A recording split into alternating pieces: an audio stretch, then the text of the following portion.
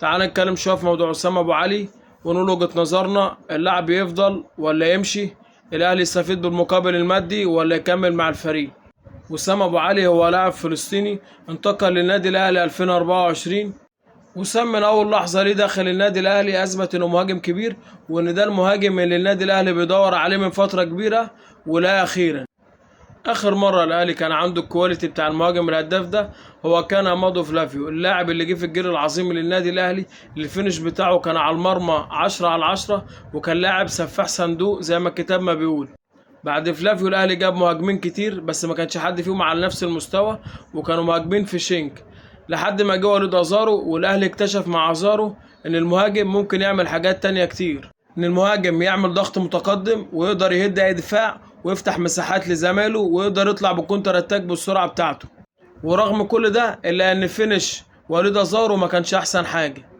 فانت دلوقتي تمتلك المهاجم اللي هو عنده الميزتين دول: مهاجم صندوق، ومهاجم بيقدر يتحرك في المساحه، بيقدر يضغط على الدفاع، بيقدر ينهج بشكل كويس، بيقدر يسجل من انصاف الفرص ويخلص لك ماتشات كتيره بلمسه واحده وبكره واحده. فانت كنادي الاهلي لقيت المهاجم اللي انت بتدور عليه خلاص من سنين. ومش كده وبس، ده انت قلبتها مستر ليج. جبت تريزيجيه وزيزو وبن شرقي وبن رمضان وقبلهم امام عاشور، وعملت فريق احلام جديد للنادي الاهلي وجيل ذهب جديد للنادي الاهلي.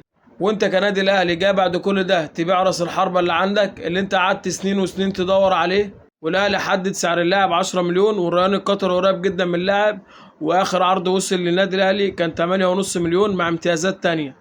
هنفترض ان الاهلي باع اللاعب ب 10 مليون بنفس السعر اللي هو محدده. هتقدر تجيب مين مهاجم تاني بنفس الكواليتي ده بال 10 مليون؟ وفريق مصطفى محمد قال لك اللي عاوز يشتري اللاعب يدفع 10 مليون. يعني انت هتاخد 10 مليون من هنا تدفعهم من الناحيه التانيه عشان تجيب مصطفى محمد. ده اذا كان مصطفى محمد وافق انه يجي. ولو جبت مصطفى محمد انت كنادي الاهلي كده كسبت ايه؟ 10 مليون من هنا راحوا ال 10 مليون الناحيه التانيه قصادهم.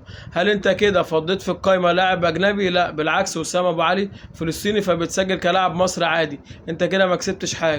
ولو ما جبتش مصطفى، هل انت تقدر تعوض وسام بلاعب تاني، ولا تعمل زي محمد عبد المنعم وما تقدرش تعوض اللاعب؟